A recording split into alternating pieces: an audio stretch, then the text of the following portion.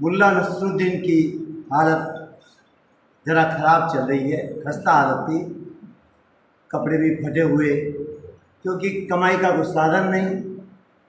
और एक दिन गांव से उसकी पत्नी के मायके से टेलीग्राम आया कि मुल्ला तुम 6 बच्चों के बाप बन गए हो एक साथ।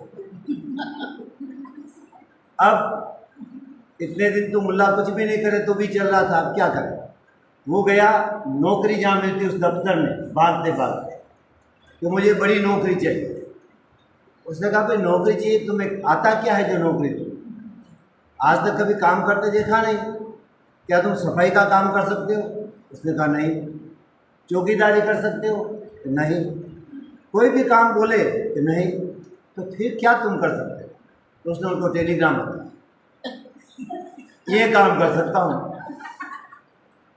और जो काम उसके हाथ में नहीं है उसके लिए इतना अहंकार, ये काम मैं कर सकता हूँ, उसके हाथ की बात है ही नहीं।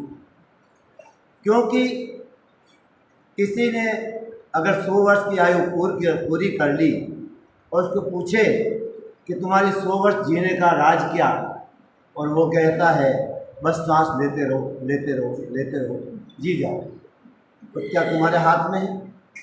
जिस दिन बाहर रह गई, फिर भीतर लेते रहो। कौन हो तुम जो इतना अहंकार कर रहे हो कि लेते रहो? सांस लेना भी तुम्हारे हाथ में नहीं, बच्चों को जन्म देना भी तुम्हारे हाथ में नहीं कि इतना एक साथ दे दो, वो भी तुम्हारे हाथ में नहीं।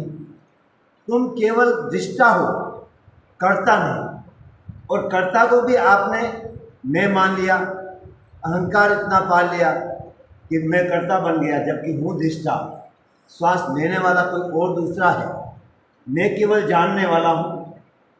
श्वास आ रहा है ये जानता हूँ, श्वास जा रहा है ये जानता हूँ। तो मैं दृष्टा हूँ, मैं देखने वाला हूँ, जानने वाला हूँ। मैं अपने से श्वास नहीं ले रहा, नहीं छोड़ रहा। बहुत सी क्रियाएँ स्वतः होती है, आपसे नहीं होती। भोजन आपने लिया, क्या आप पचाते हो भोजन को? अंदर गया नहीं, आपका तो संबंध छूट गया। अब वो अपनी क्रिया अपने अंदर प्रारंभ करेगा और भोजन अपने आप पचेगा, आपके हाथ में नहीं। तो आप भोजन को किस ढंग से अलग अलग करोगे?